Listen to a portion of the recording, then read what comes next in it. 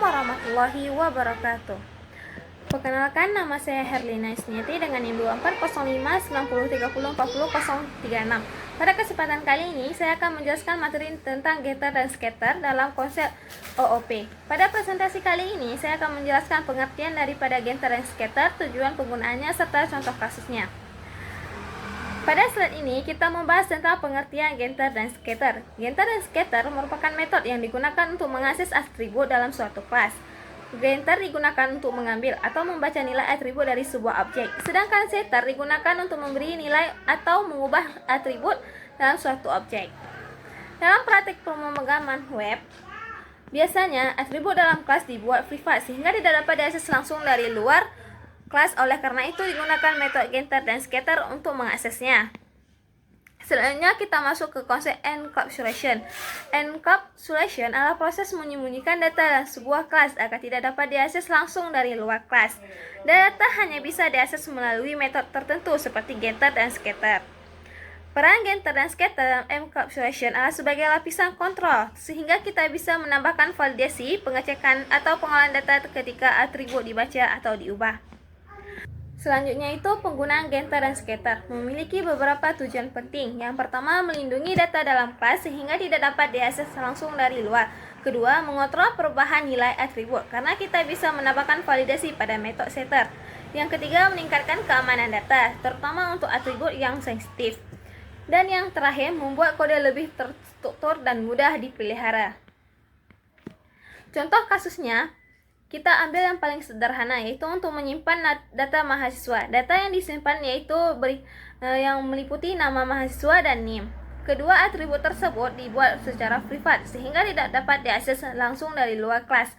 Untuk mengakses atau mengubah data tersebut, kita menggunakan getter dan scatter.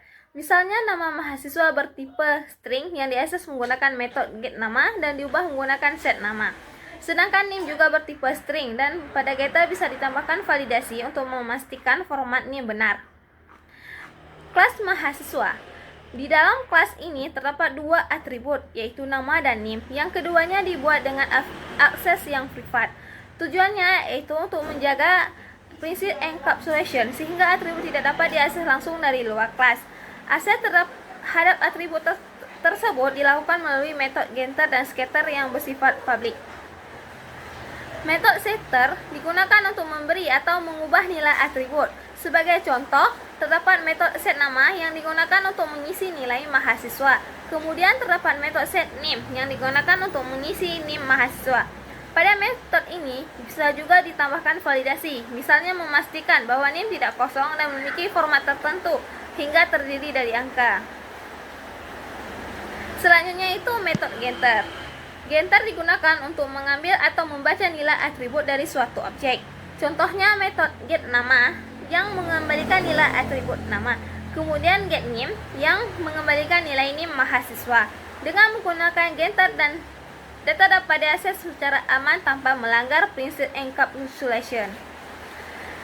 Pada bagian main program, di kelas mahasiswa dalam program adalah program utamanya. Pertama, kita membuat objek dari kelas mahasiswa. Kemudian kita mengisi nilai atribut tersebut menggunakan metode setter, yaitu setNama dan setNIM. Setelah itu, data mahasiswa akan ditampilkan menggunakan metode getter, yaitu getNama dan getNIM. Hasilnya, program akan menampilkan nama dan NIM mahasiswa yang telah kita masukkan sebelumnya. Berikut adalah kode lengkap dari contoh kasus tersebut.